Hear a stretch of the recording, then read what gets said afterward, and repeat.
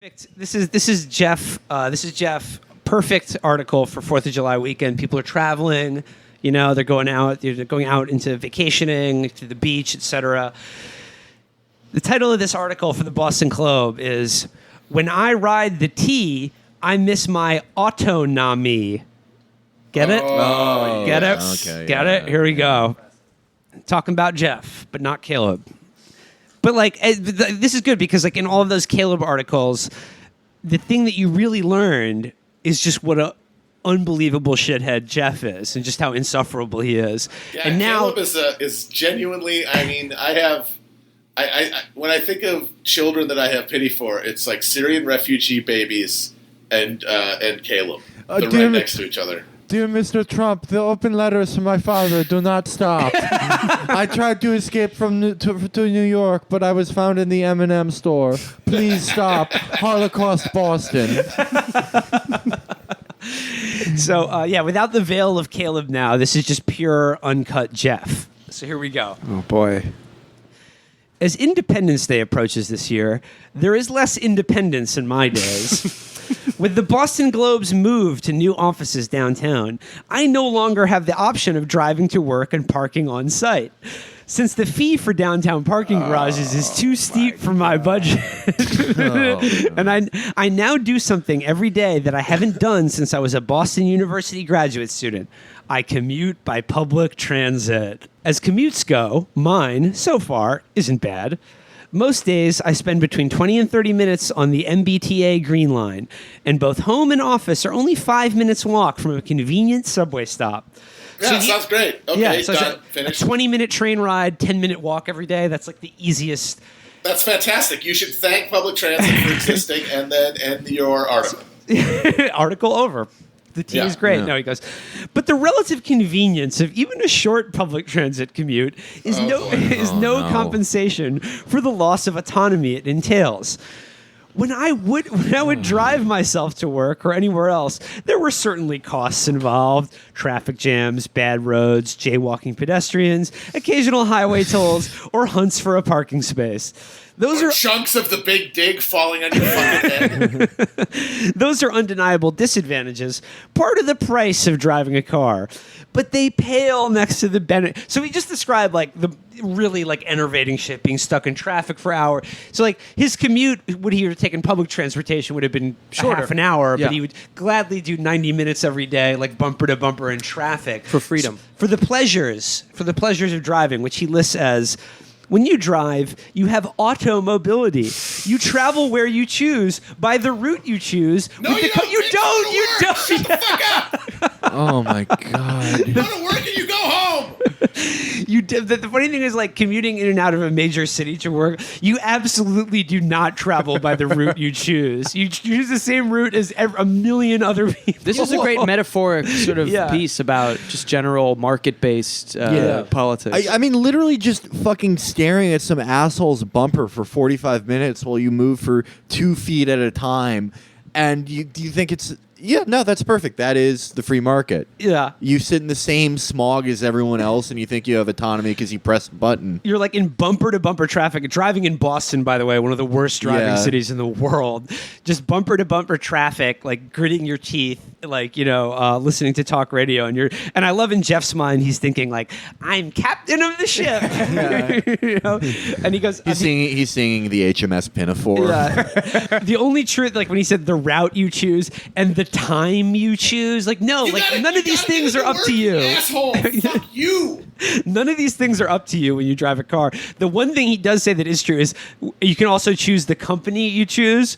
You can decide your company rather than being on a bus or subway. There's no way Jeff had company driving to and from work every day. It was just him in the car. Well, he kept Caleb in the trunk. He got him running out when they got into the traffic. So he goes, you can take your time and meander or put pedal to the metal. Again, in Boston, no, you can't. You cannot get above... You cannot do that at all. You'd be lucky to get above 30 miles an hour driving anywhere in a Boston metro area. He goes, or put pedal to the metal. You can surround yourself with silence or listen to talk radio or blast Born to Run from your car speakers. Again, just try to imagine Jeff sitting in bumper-to-bumper traffic, pumping his fist to Born to Run, just eating candy out of a little bag in between his ham-like thighs. Yeah. He goes, I'm the captain. You can go shopping in the rain and come home with 12 bags of groceries. You can be a designated driver in the wee hours of the night. You can get your kicks on Route 66. What? He says it. Did Jeff go to a sex store? He says it. He says it. Oh, God. Fucking dork. Oh, my God. Reflections. He's just lucky that he wasn't writing letters to his son, Ronnie DeFeo. He goes, reflections on independence and individualism aren't usually on our minds when we get in the cars and drive, but that doesn't change the fact that car ownership and freedom go hand in hand. The values we most esteem as Americans are embodied in our car culture. He's right about that, people. And it isn't by chance that so many American songs exalt the delights of owning, cruising, or fooling around in cars. How many anthems have been penned about the happy experience of traveling with other strap hangers in a government-operated conveyance over which no passenger... Let's hear it for ideology, folks! He goes, a government-operated conveyance over which passengers don't have any control. Again, I don't like. It's this illusion of control that you have when you're being in a car, and I guess that is why this is perfect, because this fucking article is why this country is a hell toilet that's going to burn itself to death before we ever fix anything. Because so many of us are addicted to this fucking chintzy counterfeit idea of freedom that actually fills us with rage every day because it's not actually being exercised, because it's fake, but we still think it's real, and then we have to blame other people for why we're not actually exercising the freedom that we think is ours, and then that just turns into this deep, hateful resentment of everybody else, and at no point is the actual lie at the base of this presentation of freedom that we think we have question. I mean, I guess you have like someone like Jeff whose job is to like doesn't really have to go into an office to do his job, which is to write columns that are like why black baseball players don't get it. And like, yeah, I guess he can show up kind of whenever he wants, but like for anyone else, like you really may as well take a train. We just may as well have trains for everyone because it makes, as Matt said, no difference in the actual amount of freedom you have. It's a complete illusion. Like, you know, there's a certain truth to like, cars are fun, and if you're driving on like the open road or some beautiful stretch of like Pacific Highway 1, you can feel a certain kind of pleasure in that. You know, the wind whipping through your hair or whatever. But like what he's actually talking about is commuting. Right, and every shithead who bought an SUV because there was an awesome commercial where it's tearing ass through Yosemite, and they're fucking crawling past a Panera Bread in this fucking $40,000 utility vehicle. At some point, the difference between that fantasy and their shitty reality basically drives them insane, and they decide that it's poor people's fault. But like, in actuality, using like a bus or train or whatever, I actually feel more free because of the money involved. I'm not actually physically tied to the vehicle itself. I can just leave whenever I want. Like I can get out at any point and just like walk away, unless it's stuck in the tunnel or whatever, which is its own issue with subways in New York City at the moment.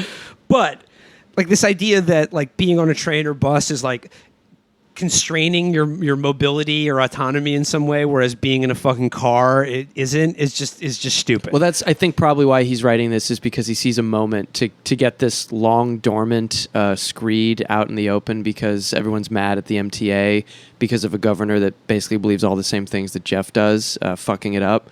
And he thinks that everyone will now agree that actually, public transportation sucks and we should all be listening to Bad to the Bone as we almost pass out in our commute because of it. Like Jeff.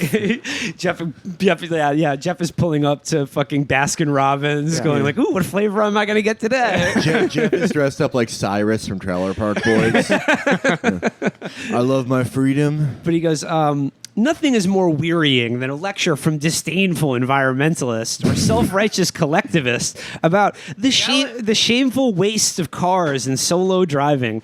Al Gore long ago proclaimed that hundreds of millions of automobiles pose a mortal threat, more deadly than any military enemy. Americans have, for the most part, ignored such chiding. Even now... USA! Glug, glug, glug. Glug, glug, glug, glug, glug. Even now, 91% of all U.S. households have a car. A solid majority, 57%, have 2 or more cars.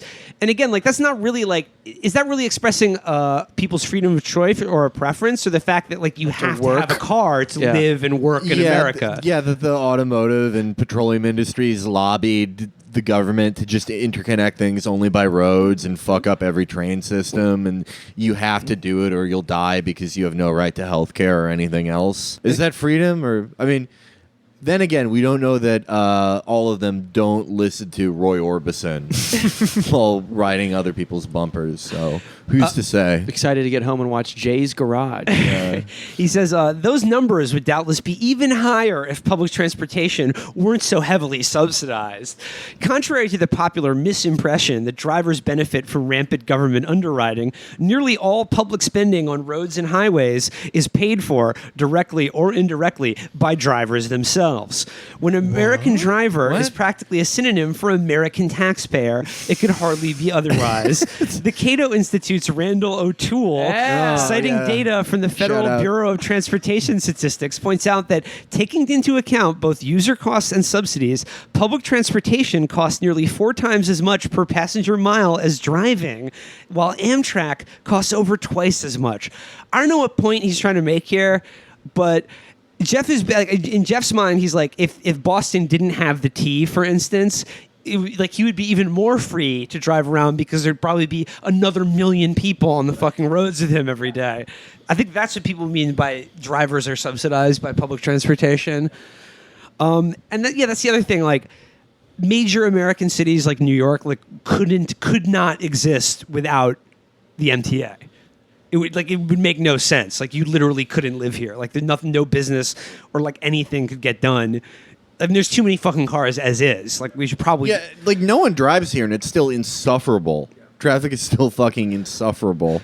So I'm just going to skip ahead to the end here because I can feel Matt's teeth grinding through the phone connection.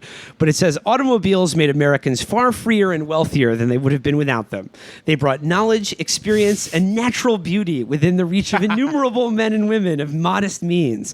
They ended the desperate isolation and loneliness of rural life, gave rise to consumer paradise of modern retailing. We are calling it a freeway. Freeway? What the hell's a freeway? 8 lanes of shimmering cement running from here to Pasadena. Smooth, safe, fast. Traffic jams will be a thing of the past. I see a place where people get on and off the freeway. On and off and on all day, all night. He says, and it made it possible for upward strivers to escape tenement life and own a home of their own in the suburbs. This is just like bizarre. Yeah. One last word before this 4th of July, courtesy of a splendid 2010 Dodge Challenger commercial. Oh God! Oh my God! There's a couple of things America got right: cars and freedom. George Washington couldn't have said it better. The saddest shit is that he didn't even get fucking paid by the AAA or Dodge or anything to write that. That's just how jacked into the fucking matrix he is. That just sounded... That he just felt that so much in his heart that he had to get it out and have everyone hear it. But yeah, like I think Matt is exactly right, and I'm glad we picked up on this for this reading series. That it's just a strange conception of freedom, the image of being alone in a car in traffic, listening of like some doughy suburban dad listening to Bad to the Bone and just thinking, yeah. I'm free, captain of the ship until I get home, and then the wife is boss. Yeah.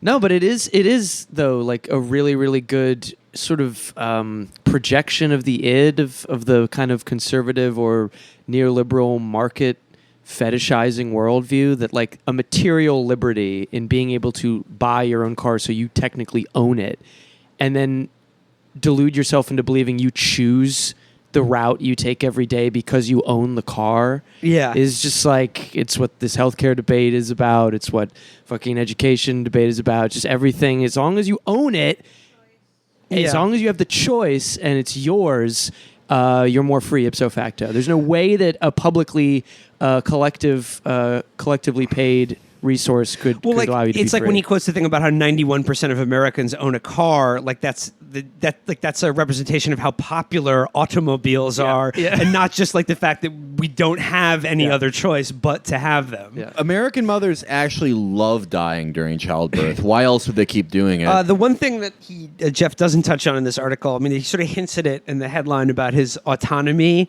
is that I think, his real gripe with public transportation is that it makes him be in close physical proxiimity to other people. Urban dweller, hip hop types, rapper types. Of right. Urban people who certain. I did not expect such a righteous call on behalf of capitalism and the choices we make in the market from Jeff Jacobin.